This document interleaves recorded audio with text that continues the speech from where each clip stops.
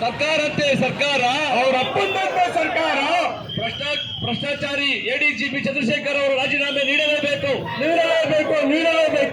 Siddaramaiah investigation team Chandrashekhar ಅವರು ಭ್ರಷ್ಟಾಚಾರಿ ಚಂದ್ರಶೇಖರ್ ಅವರು ರಾಜೀನಾಮೆ ನೀಡಲೇಬೇಕು. ಬೇಕೇ ಬೇಕು. ನ್ಯಾಯ ಬೇಕು.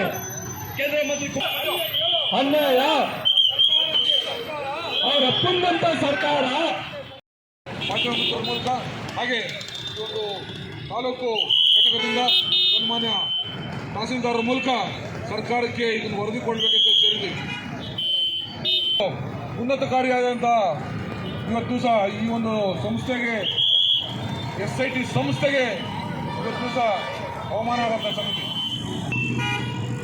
ಸನ್ಮಾನ್ಯ HD ಕುಮಾರಸ್ವಾಮಿ ಅವರಿಗೆ ನಿಂದಿಸಿದಂಥ ಅಧಿಕಾರಿ ವಿರುದ್ಧ ಧಿಕ್ಕಾರ ಧಿಕ್ಕಾರ ಧಿಕ್ಕಾರ ಧಿಕ್ಕಾರ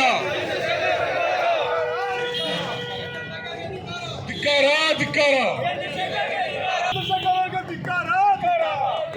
ಇಂತಹ ಅಧಿಕಾರಿಗಳ ಕುಮ್ಮಕ್ಕು ನೀಡುವ ಸರ್ಕಾರಕ್ಕೆ ಹೇಳಿ, ಇಂತಹ ಕುಮ್ಮಕ್ಕು ಧಿಕ್ಕಾರ ಧಿಕ್ಕಾರ ಧಿಕ್ಕಾರ ಧಿಕ್ಕಾರ.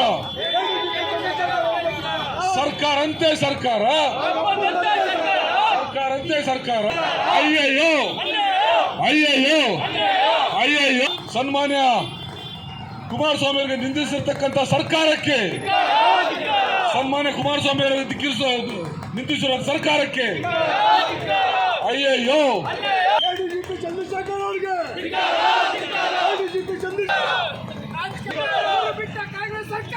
ಧಿಕ್ಕಾರ ಧಿಕ್ಕಾರ ಧಿಕ್ಕಾರ ಧಿಕ್ಕಾರ.